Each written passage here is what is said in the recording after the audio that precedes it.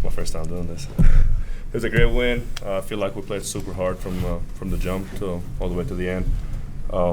Especially the start of the second half, I feel like we separated ourselves from them. We ran hard. We shot the ball very well. We rebounded very well. We took care of the ball. We didn't have a lot of turnovers. And we had Dawson Baker play today. So that was great. Just good having him back. I feel like everybody played well, and it was a great win. Yeah, thought we executed the coach's game plan well.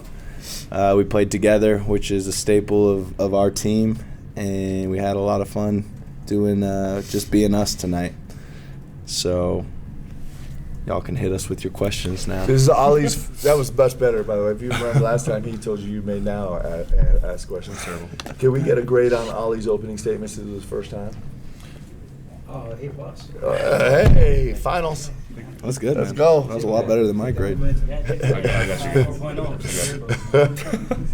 How much of being us is for you guys is the taking care of the basketball? 4 turnovers tonight. How proud of you guys are that for you, Mark?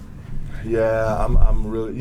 This actually is not a coaching thing. This is a team. This is a player thing. These guys. We've talked about it before, but it was a real Achilles heel for us last year. Understandably, with the youth we had on the floor, and these guys all summer long were self-monitoring, and it matters to them. It's not me saying it matters to them, talking to each other about how it matters. And so to play this Georgia State team with the nature of the game the way it was tonight, and be a 4-turnover team is a really significant accomplishment. And these guys, I know they're really proud of themselves, and they should be, because that's pretty remarkable. That's really fantastic. Coach, what does it say about the depth of the team? I don't want to get negative, but J-Rob not able to do tonight. Richie goes off for a clear. I just wanted to talk about the depth. Yeah, it's super fun. So I think we're one of two. Tyson Jex just told me this. We're one of 2 teams in the country with 9 players that have career highs of 20 or more. So think about that on your roster. You have 9 guys that have proven they're capable of putting a 2 dimes down. It's pretty great, right? It's interesting. You talk about depth and how important it is. Depth is required if you're going to be a high-level basketball team.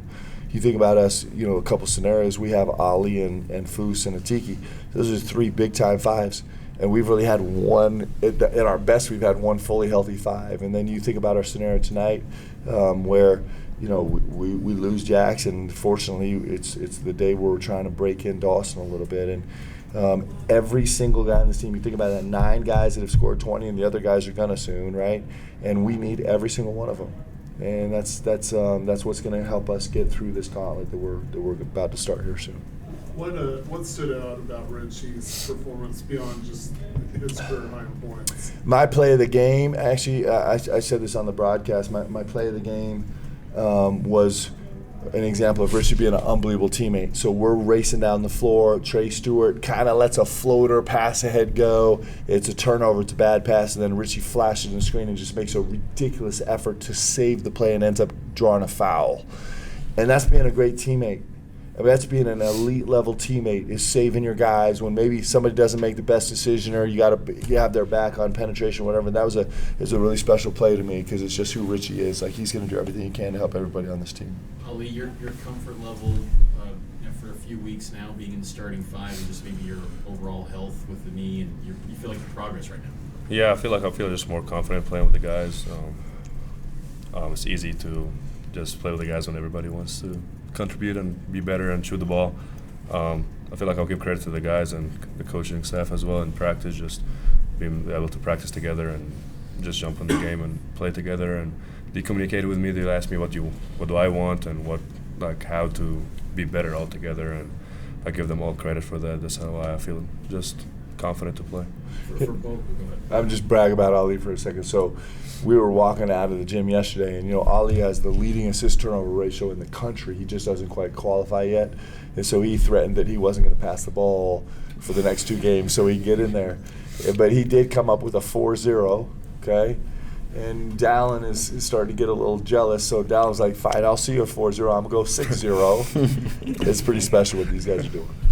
For both Dallin and Aly, what's kind of the catalyst behind you guys having so much success against these teams? I mean, we see college basketball, everyone's kind of getting pressed and taking it on the wire against inferior teams. You guys have this knack for rolling out teams. What's kind of motivating you guys on that end?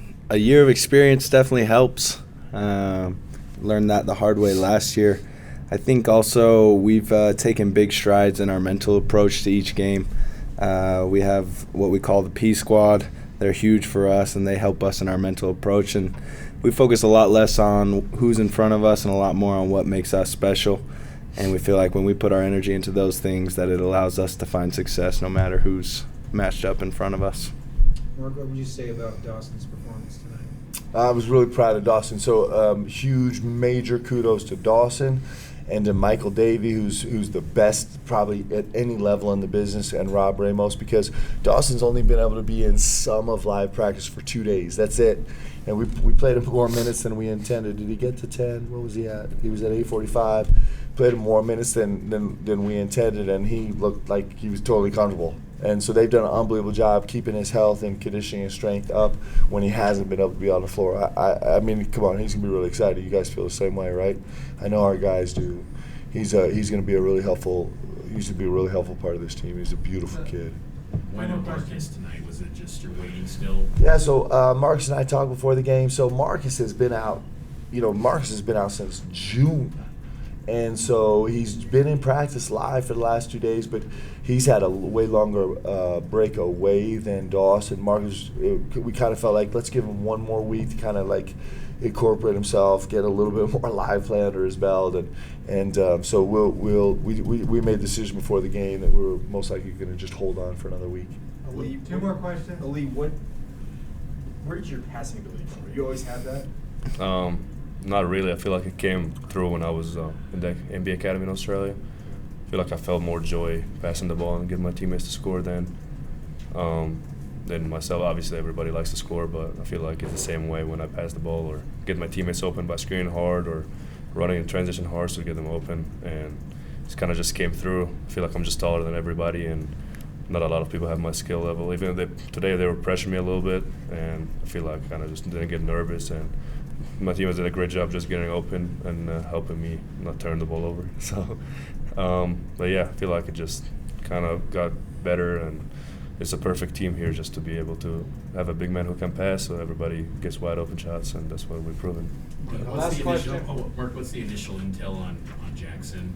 Is it ankle? Yeah, we think it's a really light sprain. I think he probably could have gone in the second half, but for us, we're just taking full precaution, and we anticipate that he's going to be good to go on Friday, but we'll see. We'll nurse it every day and see how we do. Ron, do you want one? Yeah, just for D-Hall, just talk about the evolution of your game from last year to this year.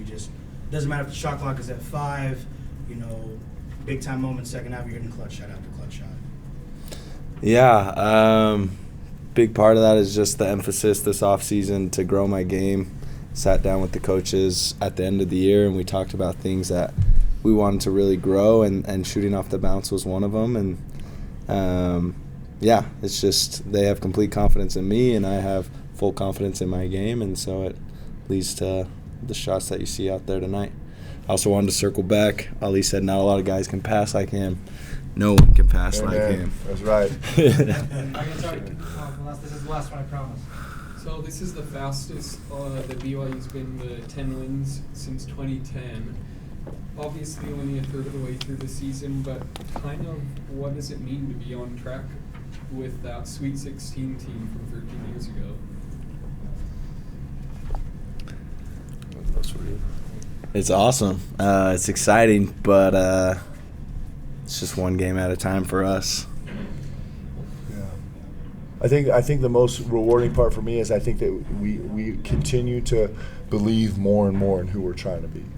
You guys buy that? Yep. I think it's been a real gift to us to see that what these guys are trying to do on the court, the identity of the team that they're trying to be, can actually really work for us. And I think our belief is growing, and I think that's super important for us going into this deal, because we're going to get smacked in the face, and I think we're like, let's go, bring it. So I think it's probably important for this group, and they've really earned it. It's pretty special what they've done.